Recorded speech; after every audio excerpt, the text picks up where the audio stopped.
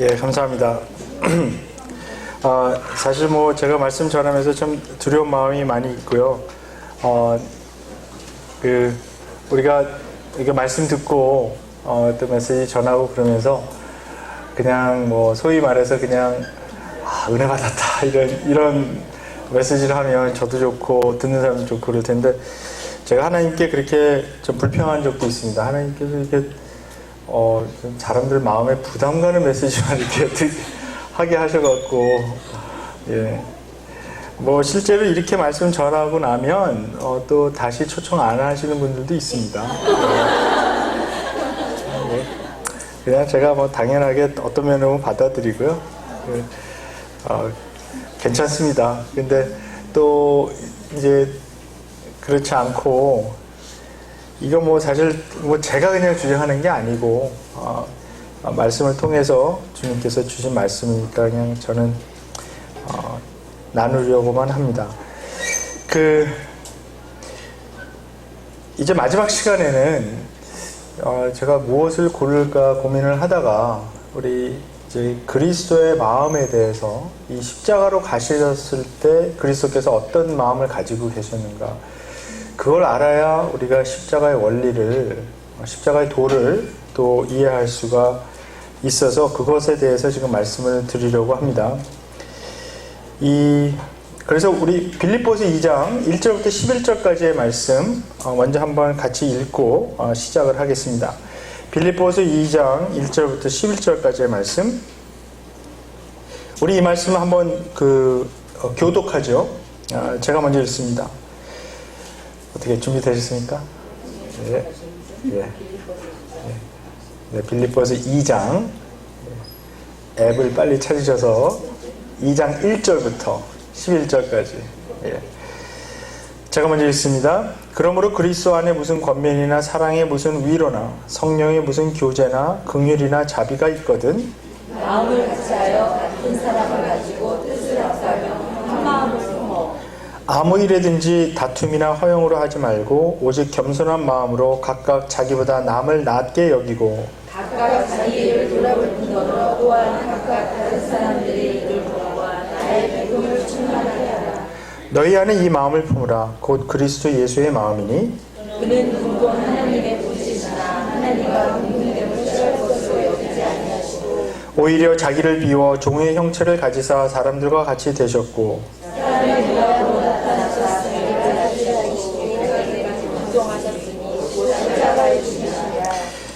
이러므로 하나님이 그를 지극히 높여 모든 이름 위에 뛰어난 이름을 주사 하늘에 있는 자들과 땅에 있는 자들과 땅 아래 있는 자들로 모든 무릎을 예수의 이름에 꿇게 하시고.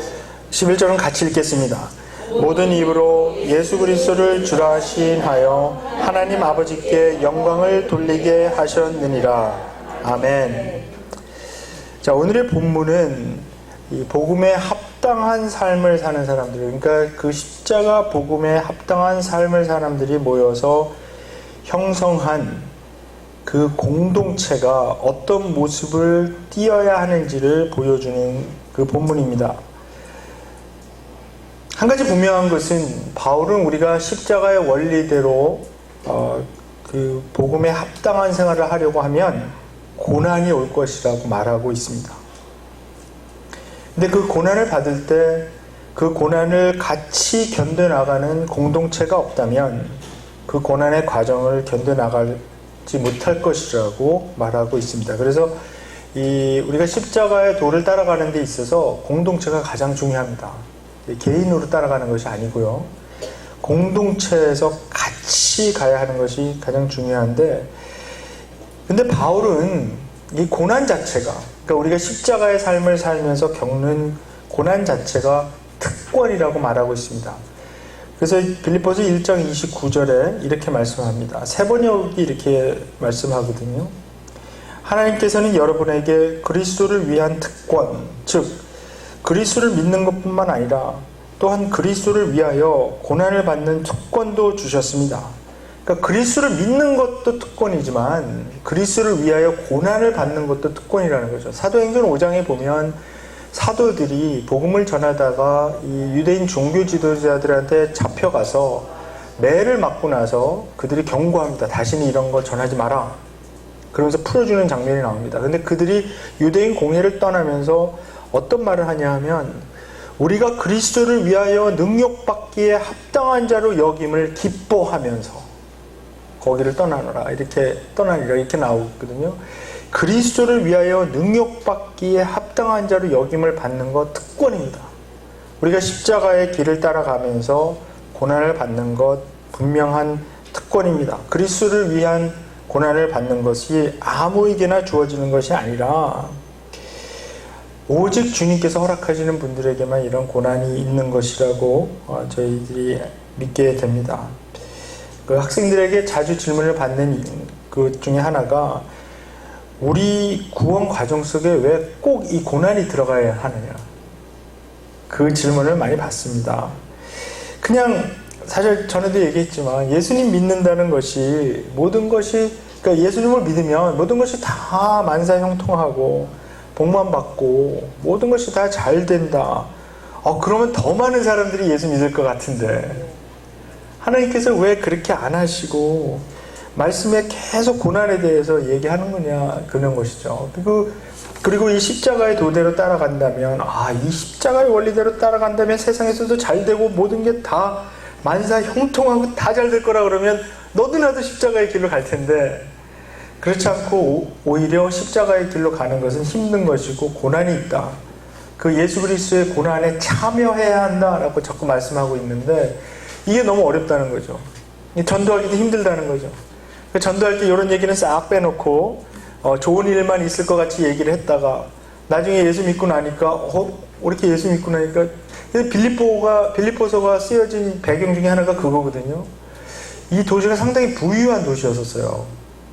그러니까 사람들이 상당히 잘 나가던 사람들인데 바울이 이제 그 사도행전 19장에 보면 와서 복음을 전하고 이러는 과정 속에서 이 사람들이 예수님 믿고 나서 고난이 많아졌단 말이에요. 그러니까 이 사람들 중에 많은 사람들이 질문했을 것입니다. 도대체 뭐냐 이거죠. 예수님 믿기 전보다도 믿고 난 다음에 삶이 더 어려워졌다는 거예요. 이렇게 생각할 수도 있습니다. 그전에는 그냥 세상의 방식대로 잘 되는 거, 뭐 좀 거짓말도 치고, 뭐 또 이렇게 하고 마음대로 했는데, 예수 믿고 나니까 이 양심에 꺼려서 못하는 거예요, 그렇게. 그렇게 되니까 사실 하던 사업도 잘 안 될 거고, 여러 가지 이득 취하던 거, 착취하던 거, 이런 것도 못하게 되니까, 그런 것도 힘들어질 거고. 그래서 사도 바울이 이 고난에 대해서 참 이 빌립보서에서 많이 이야기를 하고 있습니다. 그래서 제가 우리 구원의 과정과 이 고난의 문제를 몇 가지만 정리하고 넘어가겠습니다. 첫 번째, 우리가 가장 먼저 기억해야 될 것은 우리가 구원받은 방법입니다. 우리는 그리스도와 함께 장사 지냄으로 인해서 사망에서 생명으로 옮기는 구원을 받았습니다. 무슨 얘기냐 하면 로마서 6장 4절부터 5절입니다. 그러므로 우리는 세례를 통하여 그의 죽으심과 연합함으로써 그와 함께 묻혔던 것입니다. 그것은 그리스도께서 아버지의 영광으로 말미암아 죽은 사람들 가운데서 살아나신 것 같이 우리도 또한 새 생명 안에서 살아가기 위함입니다. 우리가 그의 죽으심과 같은 죽음을 죽어서 그와 연합하는 사람이 되었으면 우리는 부활에 있어서도 또한 그와 연합하는 사람이 될 것입니다. 자, 무슨 얘기냐면 우리 구원의 최종 목표가 그리스도와 함께 그 부활에 연합하는 것. 그러니까 그리스도와 같이 부활하는 것입니다. 그러기 위해서 바울의 논리는 뭐냐면 그의 죽으심과 먼저 연합해야 된다는 겁니다. 그게 없으면 부활에도 연합할 수 없다. 너무나 당연한 얘기죠. 근데 그 죽음에서 부활로 가는 그 가운데 과정에 고난이 있는 것입니다. 그 고난을 같이 따라가야 우리가 그 부활의 과정으로 들어갈 수 있습니다. 그러므로 죽음, 고난, 부활, 이 과정, 그러니까 그리스도와 연합해서 죽음으로써 우리의 구원이 시작되었으면 그 중간 과정에는 고난의 과정, 그것을 통해서 우리가 구원의 완성으로 계속해서 앞으로 나가는 것입니다. 그러다가 이제 그리스도의 부활에 연합하는 순간 우리의 구원이 완성이 됩니다. 따라서 우리의 구원의 최종 소망은 천국 가는 거 아닙니다. 오해 안 하셨으면 좋겠어요. 보통 우리가 그렇게 많이 얘기들 하잖아요. 예수 믿어서 천국 가자. 그게 이제 많은 오해를 일으키는 겁니다. 구원의 우리 최종 소망은 뭡니까? 부활입니다. 부활. 그것이 사도 바울이 계속해서 얘기하는 거고요. 한번 생각해 보세요. 사도 바울 편지에서 어디에 우리가 이 그리스도의 죽음에 연합하여 나중에 천국이 이르니 이런 얘기 한 적 없어요. 근데 우리는 그 공식을 그렇게 잘못 얘기하거든요. 사도 바울이 분명히 얘기하는 것은 그리스도의 죽음에 연합했으면 그리스도의 부활에도 연합한다. 그러니까 최종 우리 구원의 최종 목표, 최종 얻는 그 열매, 그것은 부활의 열매입니다. 자, 그래서 두 번째, 우리가 부활을 경험하기 위해서 우리는 그리스도와 함께 고난을 받게끔 하나님께서 디자인하셨다는 겁니다. 로마서 8장 17절에 있는 말씀입니다. 우리가 그리스도와 함께 영광을 받으려고 그와 함께 고난을 받으면 우리는 하나님이 정하신 상속자요 그리스도와 더불어 공동 상속자입니다. 자, 하나님의 자녀로서 하나님께서 주시는 상속, 그 유산을 받게 되어 있습니다. 그것은 완성된 하나님의 나라입니다.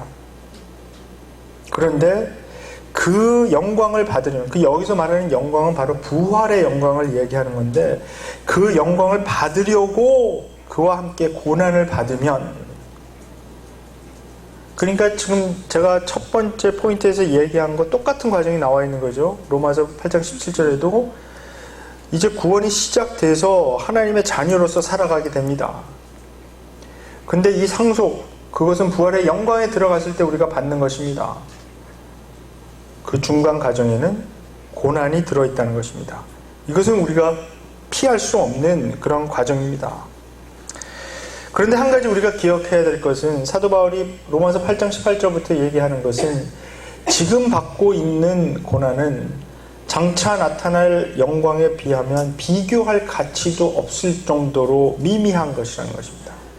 지금 우리가 삶에서 고난을 받는 것이 굉장히 커 보이고 힘들게 보이지만, 우리가 참고 견딜 수 있는 이유는 우리가 장차 받게 될 그 영광의 무게, 영광의 분량, 그 영광의 찬란함을 생각해 본다면 지금 받고 있는 고난 아무것도 아니라는 겁니다.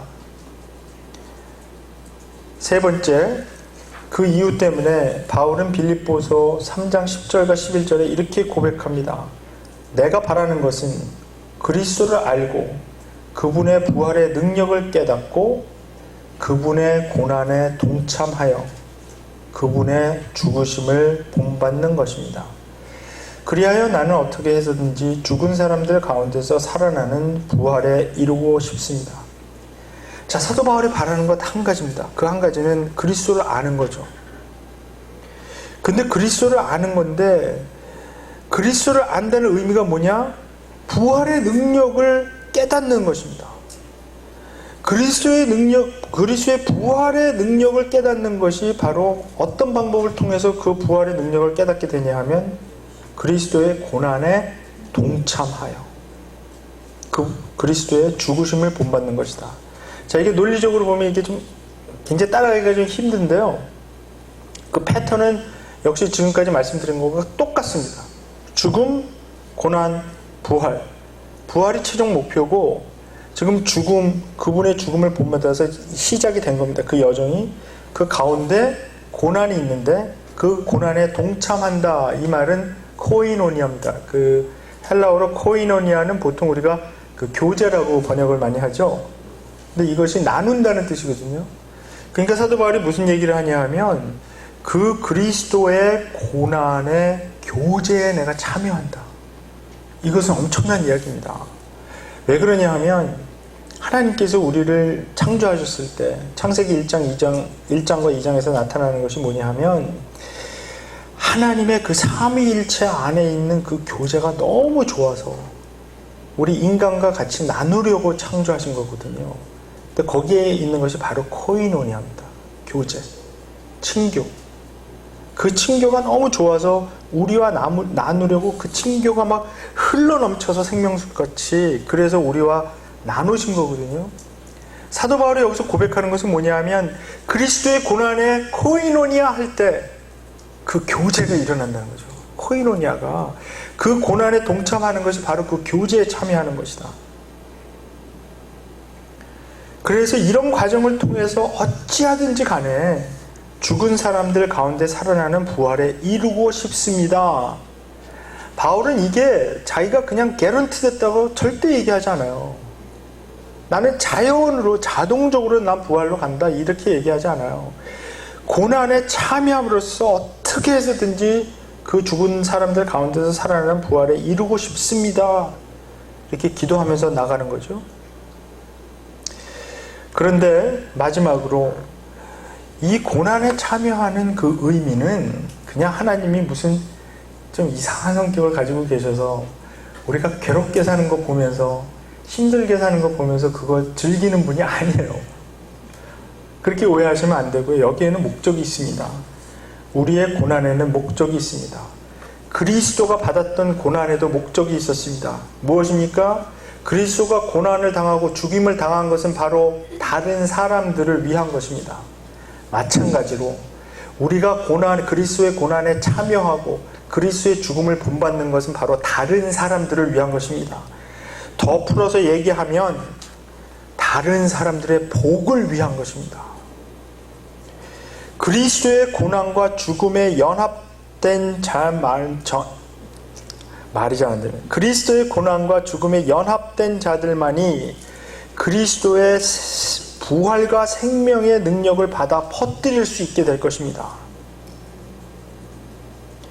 이 부활과 생명의 능력이 무엇입니까? 그것은 하나님의 축복의 통로가 되어 다른 사람들에게도 이 생명을 경험할 수 있게 도와주는 것입니다. 다른 사람들에게 이 죽음과 절망에 쌓여있는 사람들에게 이 탐욕의 세계에서 무한 경쟁의 세계에서 질식하고 있는 사람들에게 너무나 피곤해하는 사람들에게 소망이 없이 살아가는 사람들에게 진정한 소망은 대기업에서 승진하는 게 소망이 아니고 예수 그리스도를 믿는 그 믿음 안에 있다는 것, 그 부활과 생명의 능력을 경험하는 것이 진정한 소망이라는 것, 그거 나누어 주는 것입니다. 이번에 와서 제가 본 우리 서울에 살고 있는 분들 너무나 피곤해 보입니다. 힘들어 보입니다. 이 삶이 정말 저는 어떤 면을 조금 이해가 됐어요. 왜 우리나라가 OECD 국가 중에서 자살률 넘버 원인지. 하루에 35명인가가 자살한다 그러죠, 지금. 계속해서. 왜 이런 나라가 되어버렸는지. 왜 이렇게 무시무시한 경쟁체제를 만들어 놓고 그 무한 경쟁의 쳇바퀴 속으로 사람들을 몰아넣고 계속 이렇게 돌리고 있는 건지. 그리고 거기서 떨어져 나가는 사람들 죽는 거 아닙니까? 왜 이런 죽음의 도시, 죽음의 나라를 만들어 버렸는지 너무 무시무시하지 않습니까? 여기에서 무슨 소망을 찾겠습니까? 여기 이렇게 무한 경쟁에서 여기서 이긴다고 무슨 소망이 있겠습니까? 악의 세력은 사람들 약 올려요. 제가 유학 온 친구들에게 항상 하는 얘기가 있습니다. 유학 옵니다. 석사 과정 들어갑니다. 석사학위 받았습니다. 끝난 줄 알았습니다. 옆에서 누가 약 올리는 것 같아 끝난 줄 알았지. 그 다음 과정 또 있습니다. 그래서 박사과정 들어갑니다. 박사과정 죽도록 공부해서 5년, 6년, 7년, 8년 공부해서 박사학위 받았습니다. 박사학위 받으면 끝난 줄 알았지. 박사 후 과정 또 있습니다. 포스닥. 그거 해야 또 교수 될 수 있습니다. 그래서 3년짜리 한 번 합니다. 근데도 또 자리 없습니다. 3년짜리 또 합니다. 그래서 6년 걸립니다. 나이는 먹어가고 애들은 커갑니다. 저희 교회, 제가 지금 섬기는 교회, 캠퍼스 교회이기 때문에 저희 교회는 지금 그 교인의 반 이상이 박사학위가 있는 교회예요. 그래서 박사교회를 송이라고 좀 박사학위 없는 사람은 좀 오기를 꺼려하는 이런 잘못된 이미지가 있어서 제가 그걸 깨려고 좀 노력을 하고 있는데 지금 3번째 이 포스닥 박사후 과정 하는 분이 있어요. 그러니까 9년째 하고 있는 거예요. 이분 지금 유학 온 지 지금 몇 년이 됐습니까? 거의 막 10몇 년, 20년 가까이 가고 있는데 아직도 그냥 거의 뭐 최저임금 받으면서 그러고 애들은 다 커가고 그러고 있습니다. 너무너무 한국에서 잘 나가고 똑똑하던 분이에요. 최고로 좋은 대학 나왔고요. 근데 뭐가 안 풀리는 거예요, 그렇게. 그래서 그 박사과정, 후과정 한 번 또 하면 끝난 줄 알았지? 또 있어요. 그래서 그렇게 해서 교수 되면 끝나는 건가요? 교수 되면 또 테뉴어 받아야 돼요. 테뉴어 문제 아세요? 그 종신제 받는 거 있어요. 보통 6년 걸리는데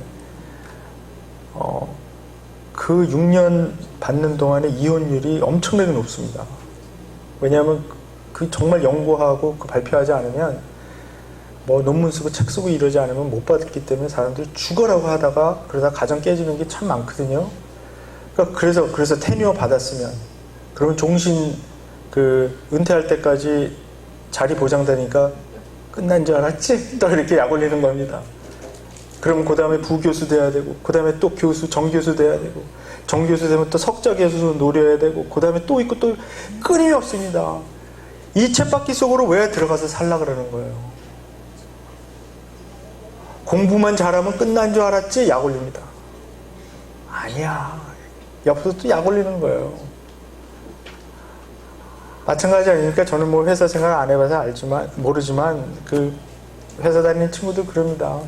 뭐 대리에서 과장, 부장 뭐 올라가면 끝난 줄 알았지? 끝난 줄 알았는데 또 있고 자녀 키워서 대학 보내면 끝난 줄 알았지만 또 있잖아요. 뒤에 또 있고 끊임없이 계속. 근데 왜 이 쳇바퀴에 사는 거죠? 우리가 한 걸음 물러나서 그리스도의 십자가를 묵상하면서 그리스도께서 어떻게 살았는지 묵상하고 그 길로 따라가다고 하면 우리 그 쳇바퀴에 안 들어가서 살아도 되는 거 아닙니까? 제가 청년들에게 그 이제 코스타 우리 모이면 정말 똑똑한 친구들 많이 모입니다. 정말 잘 나가고 똑똑하고 열심히 살고 정말 그런 친구들 많이 모이는데 그 친구들에게 매년 제가 그 말씀드리는 게 이런 거예요. 무한 경쟁에 뛰어들지 말라는 거예요. 그러니까 어떤 식으로 생각하고 그런 이제 집회에 오냐 하면 내가 이 무한 경쟁에서 이길 수 있는 힘을 주시옵소서 이렇게 기도하면서 오는 거예요. 제가 드리는 메시지는 그 무한 경쟁에서 빠져 주시옵소서 제발. 하나님을 그렇게 이용하지 말라는 겁니다. 하나님을 내 삶의 성공을 보장하는 어떤 그런 후견인증으로 만들어버리지 말라는 거예요.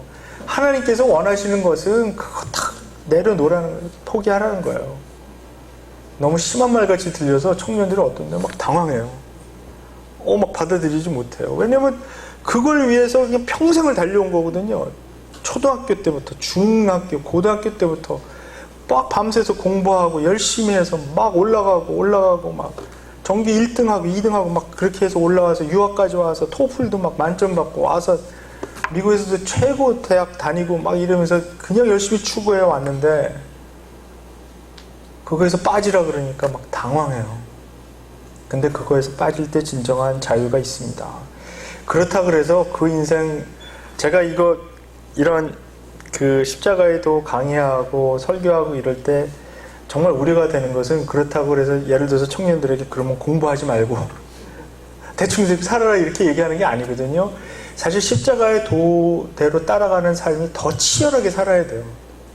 더 열심히. 근데 그 길에 기쁨이 있고 소망이 있고 정말 하나님 나라를 위해서 사는 그 길이 진정한 가치가 있는 길이거든요.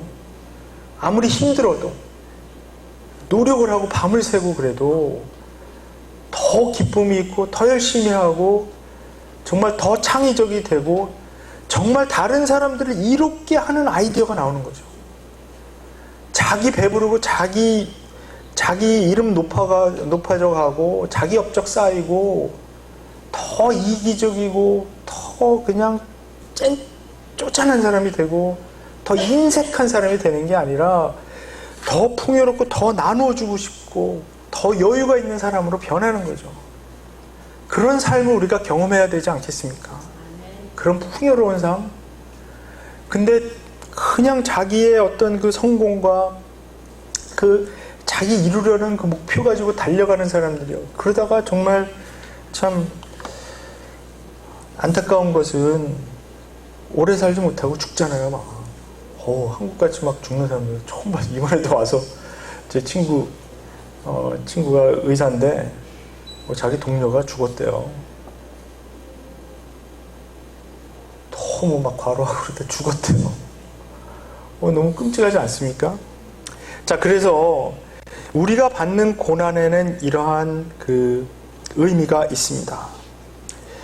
근데 여러분, 우리가 마태복음 5장 첫 부분에 보면 우리 팔복 있죠. 그 팔복에 대해서 사실 참 오해가 많은 것 같은데요.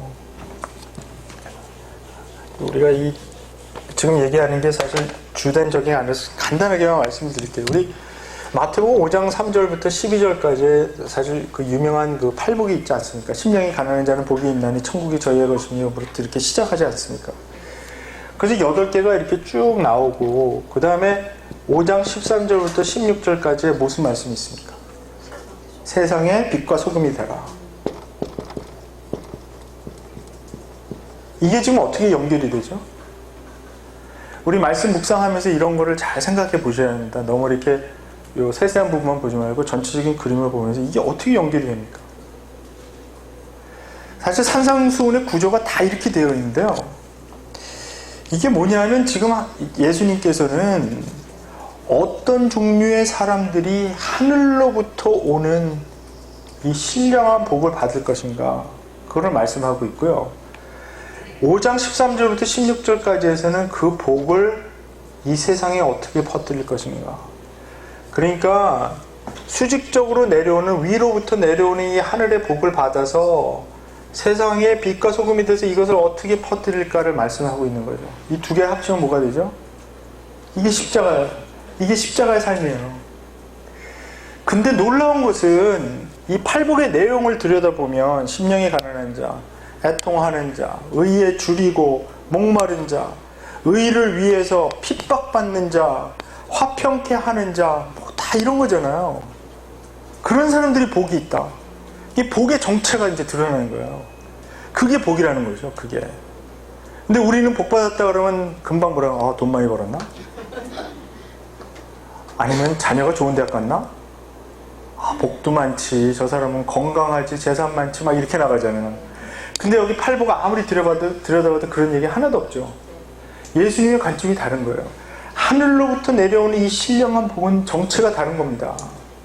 그래서 이런 사람들, 애통하고 의에 줄이고 굶주린 자들, 화평케 하는 자들, 의를 위해서 핍박받고 예수님 전하다가 막 욕먹고 예수님 때문에 매맞고 하는 그런 사람들이 복이 있다는 거죠. 그런 사람들이 하늘로부터 내려오는 이 신령한 복을 받은 사람들이니까, 그런데 그런 복을 받아서 그냥 자기만 간직하라는 것이 아니라 세상의 빛과 소금이 되어 그걸 세상에 퍼뜨리려는 거죠. 그래서 이거를 우리가 좀 거울로 생각해 보면, 우리는 거울의 삶이죠. 거울로서 사는 사람들인데, 하늘로부터 내려오는 이 복을, 만약에 우리 거울이 이렇게 직각으로 되어 있으면 이게 빛이 반사해서 그냥 하늘로 올라가 버릴 거죠. 그러니까 우리는 이렇게 좀 비스듬해져요. 비스듬. 그래서 복이 내려와서 우리를 반사해서 세상으로 퍼져나가요. 그리고 또 세상에서 오는 이 하나님께 대한, 하나님을 향한 찬양과 경배, 예배를 우리가 모아서 또 하나님께 올려드립니다. 왔다 갔다 하는 거예요. 그래서 이러한 삶이 십자가의 삶이고요. 이 십자가의 삶 안에 생명과 부활의 능력, 그 축복이 계속해서 이 삶 속에서 일어나는 겁니다. 그래서 우리가 고난받는 것이 특권입니다. 그냥 아무 의미 없이 그냥 우리가 힘들게 사는 것이 아니라요. 우리가 고난받는 삶은 예수 그리스도께서 고난받았던 목적과 똑같습니다. 예수 그리스도께서는 우리에게 생명을 주시기 위해서 고난받으셨고요. 우리도 고난받는 이유가 그냥 아무 의미 없이 힘들게 사는 것이 아니라 다른 사람들에게 이 생명을 나눠주려고, 그 뜻 때문에 우리가 고난을 받는 거고요. 성경에 나와 있는 모든 패턴이 다 그렇습니다. 하나님께서는 항상 부르시고 보내시는 하나님. 아브라함을 부르시고 보내십니다. 모세를 부르시고 보내시고요. 예수님도 하늘로부터 보내심을 받은 분입니다. 그래서 이 땅에 오셔서 복을 퍼뜨리신 분입니다. 그 복은 세상에서 말하는 그런 저질복이 아니라 하늘로부터 오는 진정한 복이라는 겁니다. 그래서 우리 구원의 과정 속에 고난이 들어있습니다. 그 고난의 과정, 우리가 십자가를 따라갈 때 경험할 수 있고요. 그때 우리가 이 다른 사람들을 위해서, 이 마이크가 있는데 이걸 계속 네, 다른 사람들을 위해서 우리가 이 고난의 과정에 기꺼이 들어가서 나가는 겁니다. 그러므로 우리 고난을 받는 이유는 하나님의 축복의 통로가 되기 위해서 받는 것이고요. 그 축복의 통로가 되는 사람들은 간단히 말씀드리면 세상적으로 성공한 사람들은 아니고요. 세상적으로 보면 미약하고 낮은 자들을 통해서 복을 나누어 주시길 원합니다. 오직 십자가의 원리대로 사는 분들이 그런 몫을 감당할 수 있습니다. 자, 오늘 본문으로 들어가겠습니다. 근데 시간을 보니까 한 30분 남았네요. 그렇다면 빨리빨리 해야 되겠죠? 예. 그래서 우리 1절부터 4절까지 좀 요약으로 말씀드리겠습니다. 1절부터 4절까지 보면 뭐뭐가 있거든 1절에 그렇게 나오잖아요. 근데 우리 한국말로 보면 이것이 그게 있는지 없는지 모르지만 혹시 있거든 이런 얘기가 아니고요. 이 원문에 보면 문법적으로 그게 있다는 얘기예요.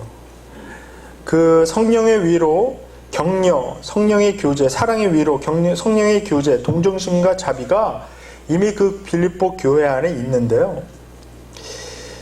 바울이 원하는 것은 뭐냐면 그것을 완성해서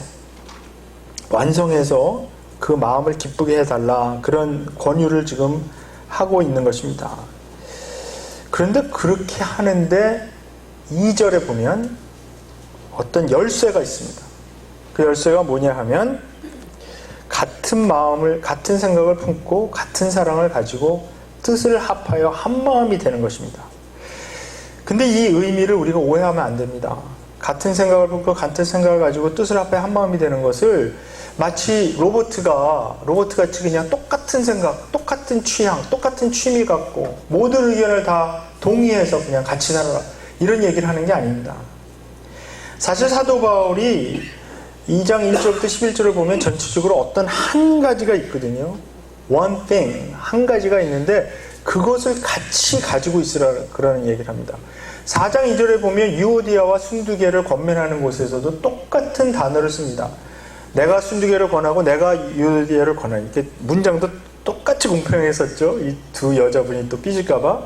그래서 내가 유오디아 권하고 순두개를 권하노니 뭐라 그럽니까? 같은 마음 품으라 그래요. 근데 그걸 이제 헬라어로 보면 토, 아우터, 프로네이테 이렇게 되는데 그거는 둘이 그냥 모든 일에 동의해라 그런 뜻이 아니에요. 토, 아우터, 뭐가 한 가지가 있는데 그거 한 가지를 생각하라는 거예요. 두 사람에게 다 주문하는 겁니다. 뭐 한 가지가 있는데 똑같아요. 2장 2절하고 그거에 집중하면 그 다음에 같이 일을 할 수 있을 것이다, 그렇게 얘기하는 겁니다. 그 한 가지가 공동체에 강력하게 나타나기만 하면 그리스도 안의 격려, 사랑의 위로, 성령의 교제, 긍휼, 자비들이 완성이 된다는 것이고요. 그 한 가지가 나타나게 되면 어떤 일을 하든지 헛된 영광이죠. 허영된 마음을 가지고 하지 않게 된다. 그리고 또 자기 일만 돌아볼 뿐만이 아니라 다른 사람들의 일도 돌아보게 된다.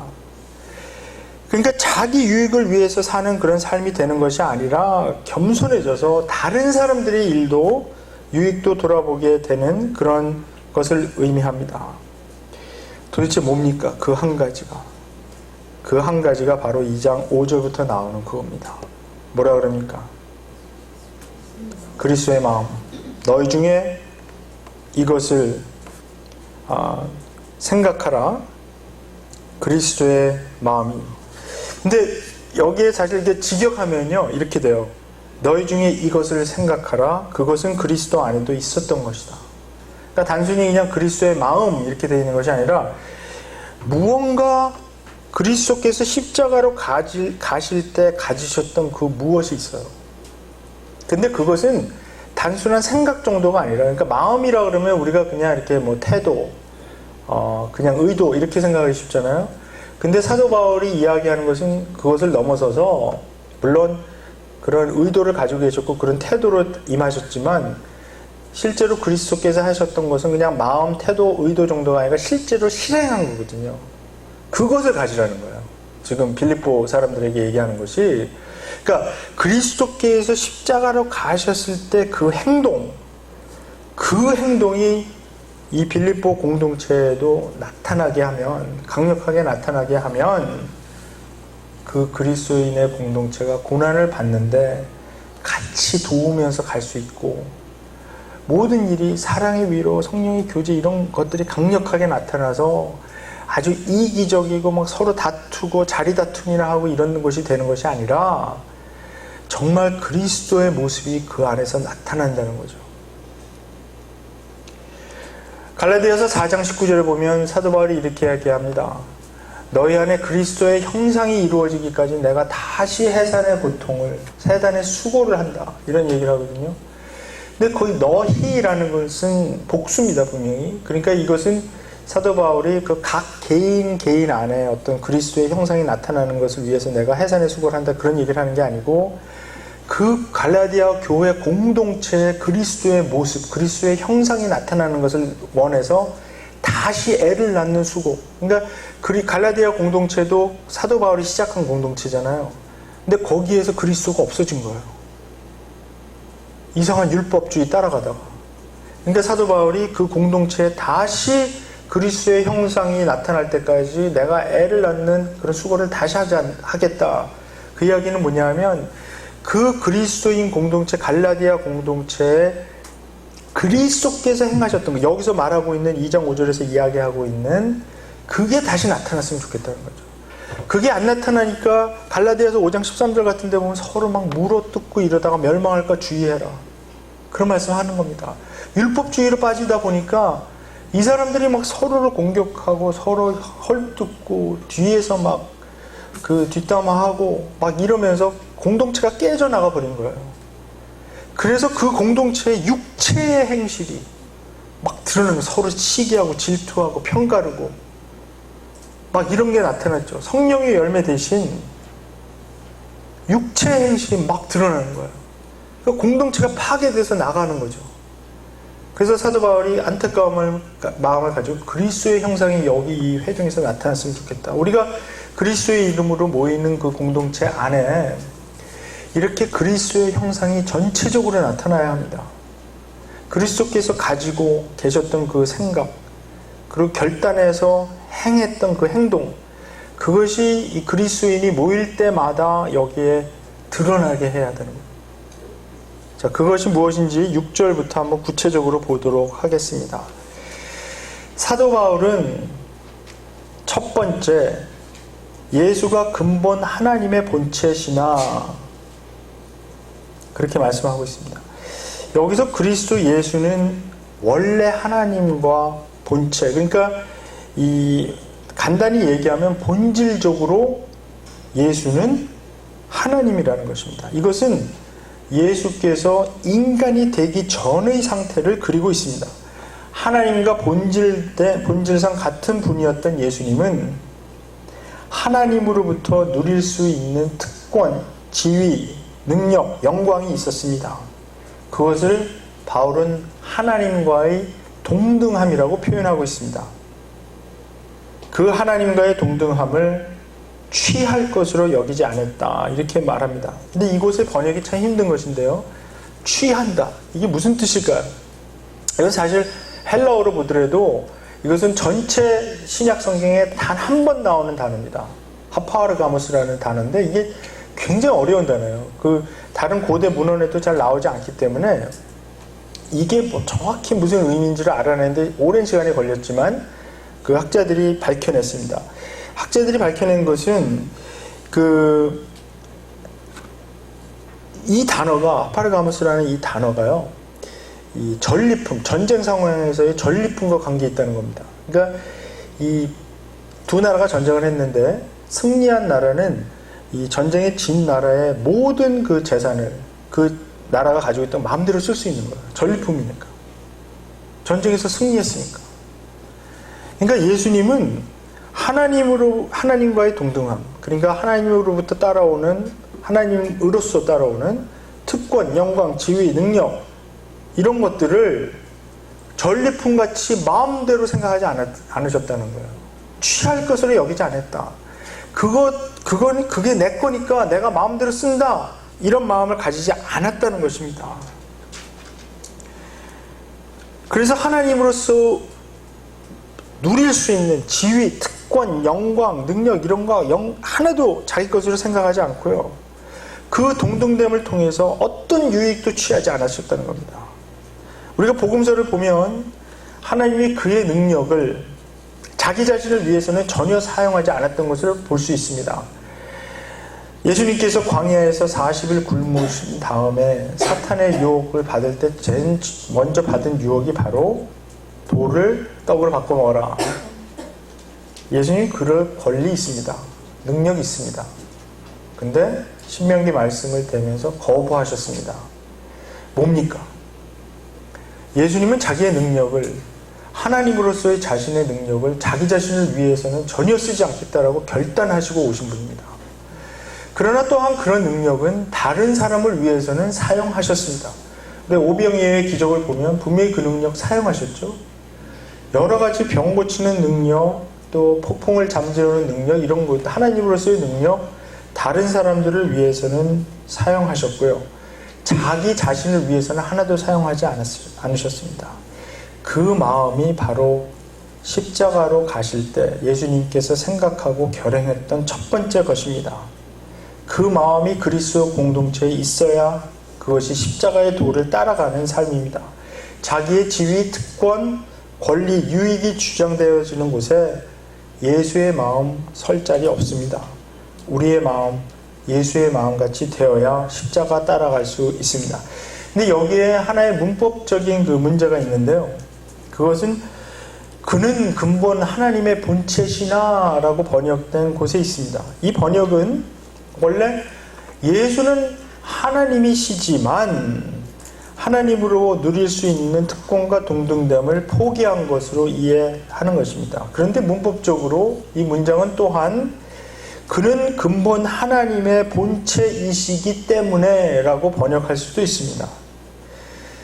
이때 그 의미는 예수님이 하나님이시기 때문에 그 특권과 동등됨을 포기했다라고 이해하는 것입니다. 저는 이 두 가지 이해가 다 가능하다고 생각을 합니다. 그러니까 하나님이시지만 포기한 것도 되고요. 결국 예수님이 하나님이시기 때문에 그것을 포기했다. 이랬을 때 그 의미는 어떻게 되냐면 우리가 믿는 하나님은 바로 그런 분이라는 것입니다. 하나님이 그냥 저 하늘 보좌에 앉으셔서 이 죄악 많은 세상 바라보시면서 이 죄 많은 인간들 보면서 아유 한심하게 생각하시고 그냥 막 심판의 불을 내리시는 그런 분이 아니라 정말 너무 가엾게 여기시고 하나님이시기 때문에 우리를 너무 불쌍하게 여기셔서 모든 것 다 내려놓으시고 포기하시고 내려오셨다는 겁니다. 그렇게 생각한다면 우리가 정말 예수님 닮아가는 삶이 되고 싶다면 그 특권과 동등됨, 지위, 권리 이거 다 포기하신 것처럼 우리도 그 마음 가지고 나아가야 합니다. 우리가 믿는 하나님 그런 분이기 때문입니다. 자, 두 번째로 그래서 내려오신 예수님께서는 자기를 비워서 노예의 형체로 나타났다 이렇게 말씀하고 있습니다. 근데 바울은 원문에서 똑같은 단어를 사용합니다. 그러니까 본체, 형체 이렇게 두 단어를 사용하는 것이 아니라 헬라어로는 몰페이라는 단어를 사용하면서 똑같은 단어를 사용하고 있습니다. 그 의미는 예수님께서 본질상 정말 사람이 되었다는 것입니다. 본질상. 그래서 이 사도 바울이 지금 얘기하고 있는 것은 사람 흉내만 내서 그냥 사람같이 행동한 것이 아니라 정말 사람, 죄의 노예로 나타난 사람의 형체 그대로 가지셨다는 것입니다. 근데 여기서 주의해야 될 것은 뭐냐면 그렇다고 해서 예수님께서 죄의 노예가 되신 것은 아니라는 것입니다.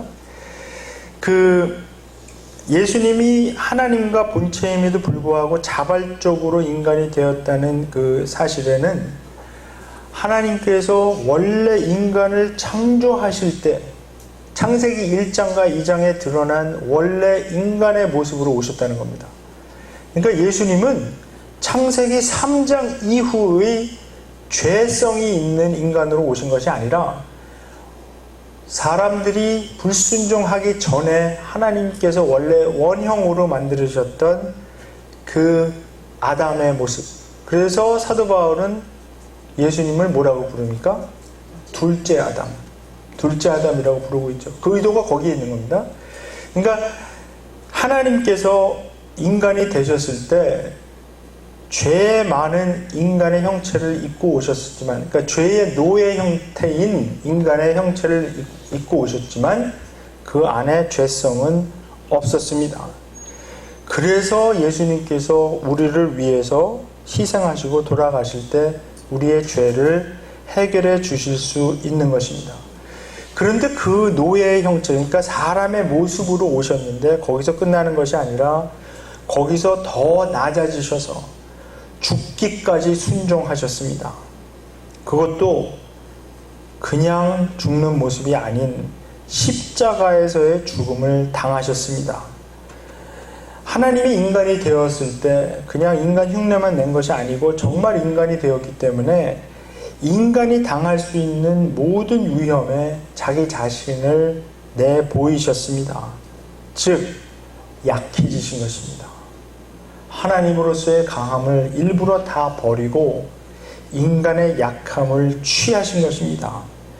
죽음이라는 가능성 거기에도 열어 놓으셨고 결국은 십자가 위에서 인간이 겪을 수 있는 가장 참혹하고 굴욕스러운 죽음을 당하셨습니다. 예수님께서 이렇게 약해지셨을 때 하나님의 구원이 이루어졌고 또 예수님께서 이렇게 약해지셨기 때문에 우리와 연결될 수 있습니다. 우리가 그것을 받아들일 수 있습니다. 참 흥미로운 것은 최근에 이 인간관계를 중점적으로 연구하는 그 심리학자들에 의하면 우리들 마음 깊은 곳에 서로 연결되기 원하는 그 디자이어, 욕구가 있다는 것이죠. 근데 현대사회에서 사람들이 이렇게 다 서로 연결되기를 원하지만 너무 이 삶이 힘들고 이기적이 되면서 서로 단절되었다는 것입니다. 그래서 사람들이 다 다른 사람들하고 좀 연결되어서 사랑받고 인정받기를 원하는데 우리의 죄성이, 우리의 너무 힘든 삶이 이것을 서로 가로막고 있다는 거예요. 왜 그렇게 되냐 하면 사람들이 자기를 이렇게 오픈하기를 굉장히 두려워하는 거죠. 내가 이거 오픈했다가 공격당할까봐. 내 참모습을 보여주면 다른 사람들이 이걸 통해서 유익을 취하고 나를 등쳐먹을까봐. 간단히 얘기하면. 그래서 사람들과의 연결이 잘 안 되는 거예요. 관계가 그래서 자꾸 단절된다는 것입니다. 관계 형성이 어렵다는 것인데요. 다른 사람들과 다 잘 연결이 되지 않을 때 우리가 외로워지고 힘든 삶을 사는 것은 너무나 당연한 겁니다. 그런데 다른 사람들과 연결되는 그 조건이 뭐냐, 그 시점이 뭐냐 하면 우리가 약해질 때라고 합니다. 그러니까 영어로 표현하면 vulnerable해진다. 그런 표현이 있어요. 영어에. 한국말로 하면 좀 연약해진다 그런 거죠. 그거는 뭐냐 하면 자기의 약점 이런 것들이 있어요. 자기가 아주 부끄럽게 생각하는 이런 것들이 있어요. 그것을 조금이라도 이렇게 오픈하고 다른 사람들에게 보여줄 때 비로소 연결되기 시작한다는 거예요. 다른 사람들하고. 이거는 예수 믿는 그 기독교 심리학자들이 얘기하는 것이 아니고요. 그냥 이 세상에서 심리학 공부하는 사람들이 발표하는 그런 논문, 그런 것들에 나오는 이야기들입니다. 근데 제가 그거 읽으면서 그랬습니다. 야, 성경에 다 옛날에 나와 있는 내용인데 뭘 이렇게 대단한 거 발견한 것처럼 일어나. 저는 그렇게 생각했습니다. 왜 그러냐 하면 예수님께서 우리 인간의 모습으로 약하게 나타나셨을 때 예수님께서 우리를 향해서 오픈하신 것입니다. 그래서 우리 히브리서에 나와 있는 것처럼 예수님도 이런 시험 다 당하시고 유혹 당하시고 이런 것을 다 봤을 때 정말 예수도 우리와 같은 사람이었구나 하면서 우리가 예수님과 동질성을 느낄 수 있고 예수님과 연결이 될 수 있다는 것입니다. 예수님께서는 우리와 연결되기 위해서 약해지셨습니다. 우리가 예수님을 받아들일 수 있고 예수님을 정말 사랑할 수 있는 이유는 예수께서 한없이 약한 모습으로 나타나셔서 자기 체면 다 집어 던지고 그 십자가에 달리신 모습으로 가장 낮아지신 모습으로 우리에게 왔기 때문입니다. 고결하게 거룩하게 도저히 우리가 어떻게 다다를 수 없는 그런 거룩하고 고결한 모습으로 우리에게 다가오신 것이 아니라 발가벗겨진 채로 너무나 고통 중에 있는 모습으로 너무나 아파하면서 너무나 힘들어하면서 우리에게 다가오셨습니다. 그래서 우리가 그 예수님 받아들이고 사랑할 수 있게 된 것입니다. 사실 우리 예수님이 십자가상에 못 박히는 그 어떤 그림이나 또 영화 같은 데서 표현하는 것을 보면 요즘 나오는 영화들은 이제 상당히 그 역사적인 사실에 좀 근접하게 그렇게 표현을 하고 있지만은 한 가지가 마음에 걸리는 것은 뭐냐 하면요. 그 당시에 사실 그 죄수들을 십자가에 못 박았을 때 로마 제국에서는 그 죄수들이 아무것도 걸치는 것을 허락하지 않았습니다. 그러니까 완전히 발가벗겨서 죽였거든요. 특히 유대인 남성들에게 있어서 그 당시에 그 유대인 문화는 이 체면 문화거든요. 이 명예와 수치, 그러니까 영어로 표현하면 honor and shame. 이게 목숨보다 더 귀중한 거거든요. 그래서 자기의 어떤 그 굴욕을 당하게 되면 죽는 게 낫다 이렇게 생각하는 그런 문화인데 특히 이 유대인 남자가 그렇게 완전히 발가벗겨서 벗겨져서 십자가에 매달린다는 것은 뭐냐면 이렇게 높이 들어 올려진다는 거잖아요. 그럼 한번 상상을 해보세요. 완전히 벗겨진 상태에서 들어 올려지면 자기의 모든 부분을 다 보여줘야 되잖아요. 근데 두 손은 못 박혀 있으니까 이거 가릴 수도 없고 그 수치심 한번 생각해 보셨나요? 그 굴욕, 수치심, 부끄러움 주님께서 그거 다 우리를 위해서 당하신 것입니다. 정말 너무나 약해지신 모습으로 가장 약해지신 모습으로 우리에게 드러나셨기 때문에 우리가 그 예수님 사랑하지 않을 수가 없습니다. 그래서 그 가장 높은 곳에 계셨던 분이 가장 낮은 곳으로 기꺼이 오기로 한 그 마음 결단, 그것이 우리가 가져야 할 마음 결단이고 그 마음이 있어야 우리가 십자가를 따라갈 수 있습니다. 그 결단이 있고 그 행동이 있는 곳에 진정한 하나님의 공동체가 세워지게 됩니다. 십자가 공동체가 세워지게 됩니다. 그 마음 결단과 그 마음이 없고 결단이 없다면 하나님이 원하시는 공동체 결코 세워질 수 없습니다. 자기의 주장, 권리, 특권, 지위 이런 거 주장되어지고 그거 내가 당연히 해야 되겠다. 내가 그래도 여기서 잔뼈가 굵은 사람인데 나 이 정도 말을 할 수 있어 하는 생각이 드는 순간 공동체는 깨어지기 시작합니다. 내가 그래도 교회 같은 데서도 그렇죠. 내가 그래도 헌금 얼마나 했는데 나 이런 의견 한 번은 낼 수 있어. 왜 나 무시하는 거야? 왜 내 이름이 까맣게 안 나오고 더 굵게 안 나오고 왜 내 이름이 누구 집사 밑에 나와? 이런 마음 드는 순간 공동체 깨어져 나가는 겁니다. 그런 마음 예수 그리스도의 마음 아닙니다. 제가 전에부터 알던 어떤 집사님은 아직도 집사님인데 이렇게 말씀합니다. 옛날에 목사님은 전도사님이었는데 목사로 승진하셨는데 저는 아직도 집사입니다. 이분이 이제 굉장히 장로가 되고 싶어 하는데 장로 선거에서 계속 떨어지시는 거예요. 그래서 아직도 집사라고. 이게 무슨 승진입니까? 전도사에서 목사 되는 게. 그래서 자기도 승진해야 되는데 이게 이런 마음 가지고 있으면 이게 힘든 거죠, 이게. 왜냐하면 이 직책을 받는 것을 하나의 어떤 더 권력을 받는 거, 이 세상적으로 자꾸 생각하는 거죠. 이게 사실 더 봉사라고. 옛날에는 그랬다 그러지 않습니까? 우리 한국의 특히 일제시대 때 교회에서 장로 시킬까봐 교인들이 장로 선거 있는 날이면 다 피하고 도망다니고 그랬다 그러잖아요.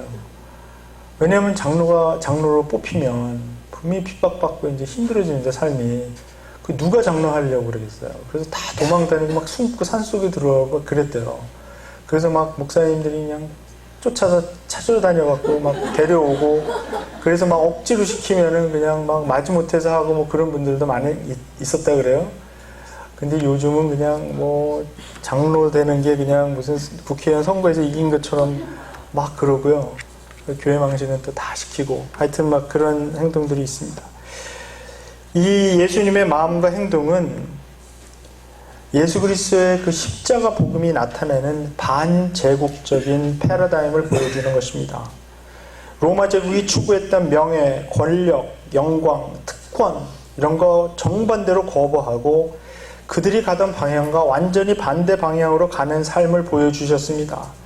그래서 예수 그리스도께서는 자기가 당연히 누릴 수 있는 지위, 권력, 명예, 영광 이런 것들을 다른 사람들을 위해서 포기함으로써 우리의 삶의 방향이 높은 곳으로만 가는 그런 세상적인 삶의 방식이 될 수 없는 것을 그 몸으로 보여주셨습니다. 그래서 세상이 위로만 가는 삶을 추구할 때 예수 그리스도께서는 아래로만 가셨습니다. 우리도 마찬가지입니다. 세상에서 자꾸 위로만 올라가라 할 때 우리가 예수님을 정말 따라간다면 아래로만 내려갈 수밖에 없습니다.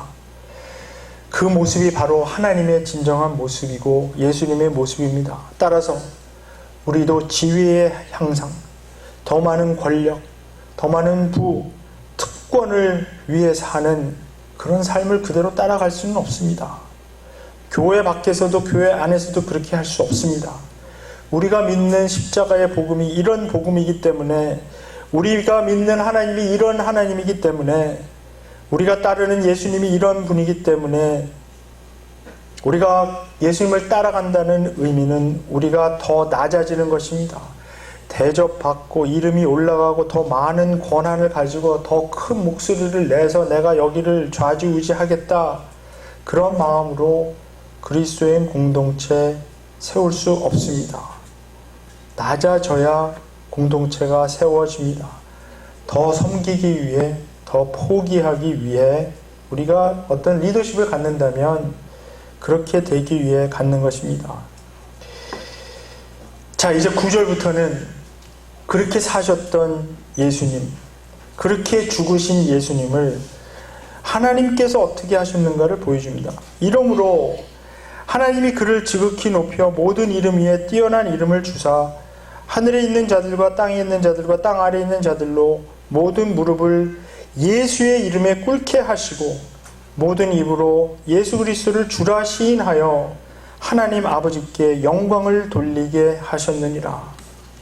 자, 근데 우리가 주목해서 봐야 될 것은 9절부터 11절의 주어는 하나님입니다. 예수님 자신이 자기 자신을 그렇게 높이지 않았습니다. 예수님이 한 생각과 행동은 6절부터 8절까지입니다. 9절부터 11절은 하나님이 하셨습니다. 그러므로 우리가 따라가야 할 것, 그 십자가의 생각과 행동은 6절과 8절에 나와 있습니다. 6절부터 8절에 그 다음은 하나님께서 미래에 하실 것입니다. 예수님은 하나님 나라의 공동체 건설을 우리에게 맡겨놓고 가셨습니다. 그것은 예수께서 시작하신 이 하나님의 나라, 하나님의 통치죠. 이게 이제 좀 용어상에 우리말이 좀 문제가 있어서, 그러니까 이 천국이라는 말은 사실 마태복음에서만 나오는 말인데요. 이 동의어입니다. 하나님 나라하고. 이거를 자꾸 잘못 생각하면 안 돼요. 하나님 나라는 이 땅에 오는 거고, 천국은 우리가 가는 데고, 뭐 이렇게 생각하면 안 되고요. 이 마태는 주로 이제 유대인들에게 이 복음서를 썼기 때문에, 마태도 사실 하나님 나라라는 표현을 4번 사용했습니다. 그러나 그 외에 다른 모든 용어는 천국, 그러니까 하늘, 그러니까 아주 직역하면 하늘들의 나라, 그죠? 하늘들, 그러니까 Kingdom of Heavens 이렇게 됩니다. 근데 이제 그걸 복수를 하면 너무 복잡하니까 그냥 하늘 나라 해서 그걸 한자로 표현해서 천국 그렇게 표현을 했는데, 마태가 사용하는 이 천국이라는 용어하고 마가, 누가, 뭐 요한, 바울, 히브리서, 뭐 요한계시록에 이르기까지 하나님 나라하고 동의어입니다. 동의어. 주님께서 주기도문에서 어떻게 가르쳐 주셨습니까? 어떻게 기도하라고요? 하늘에 계신 우리 아버지요, 이름이 거룩히 여김을 받으시오며. 뭡니까? 그 다음에? 그게 무슨 뜻이죠? 하나님 나라가 이 땅에 임하게 하여 주시옵소서. 그 뜻이 하늘에서 이루어진 것 같이 땅에서도 이루어질 것을 기도하면서 그 하나님의 통치가 하늘에서는 이루어지고 있는데 지금 아직 땅에서는 이루어지고 있지 않으므로 그 하나님의 통치가 땅에서도 이루어지게 해 주시옵소서 계속 기도하라고 말씀하셨죠. 그렇게 가르쳐 주셨습니다. 근데 우리는 거기 갈 생각만 합니다. 죽어서.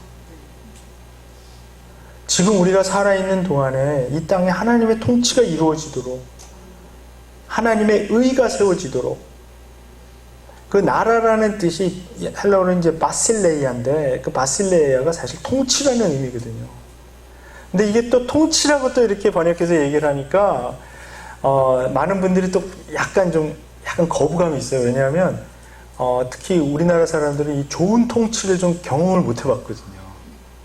죄다 뭐 대통령 하시고 이런 분들이 문제들이 많아갖고 통치라 그러면 좀 싫어해요. 근데 하나님의 통치는 다릅니다. 예수님께서 보여주신 그 통치는 정말 섬김으로 하는 통치고요. 정말 좋은 통치죠. 그 통치를, 그 하나님께서 정말 그 통치하시는 것이 우리도 경험할 수 있게, 이 땅에 올 수 있도록 그렇게 사는 것이 우리 십자가를 따르는 제자들의 삶인데, 그렇게 할 수 있도록 우리가 이 땅에서 노력을 하는 건데요. 그렇게 하기 위해서 바로 우리가 교회 공동체를 십자가 공동체로 만들어야 합니다. 그래서 우리가 로마의 어떤 그 이상, 그러니까 보통 이제 로마의 복음이라고 제가 이제 제 책에서도 그렇게 얘기를 했는데, 이 로마의 복음이 아닌 예수 그리스도의 복음, 이 십자가 복음 따라갈 때 공동체, 진정한 공동체가 형성이 될 것입니다. 그리고 그곳에는 인간의 통치가 아닌 하나님의 통치, 바로 그리스도의 마음을 가진 그 하나님의 통치가 이루어져야 하고요. 그래서 그 통치가 이루어질 때 하나님께서 우리를 향해서 가지신 그 뜻이 이루어지면서 그 이제 모든 것이 하나님 뜻대로 다 이루어지게 될 것입니다. 제가 시간을 지금 다 썼는데, 마지막으로 그냥 그 어떤 선교사님에 대해서 좀 나누고 제가 마치겠습니다. 요번에 그 광주에 가서 참 저에게는 그 뜻깊었던 것이, 제가 한 2년 전에 어떤 선교사님의 전기를 읽게 됐는데 참 많은 그 감동을 받았고 은혜를 받았습니다. 저는 한국에 이런 선교사님이 오셨다는 사실도 모르는 채로 그동안에 그리스도인으로서 살았다는 것이 너무나 부끄러웠는데, 이번에 광주에 가서 그분의 묘지를 직접 방문할 수 있는 그런 기회를 가졌습니다. 그래서 사진도 찍고 그랬는데요. 이 선교사님의 이름은 서서평이라는 분입니다. 혹시 들어보셨죠? 요즘 이제 좀 이분에 대해서 많은 그 이야기가 이제 되고 있는데, 이 서서평이라는 분은 원래 이름은 엘리제 쉐핑이라고 하는데 나중에 이제 엘리자베스로 바꾸죠. 왜냐하면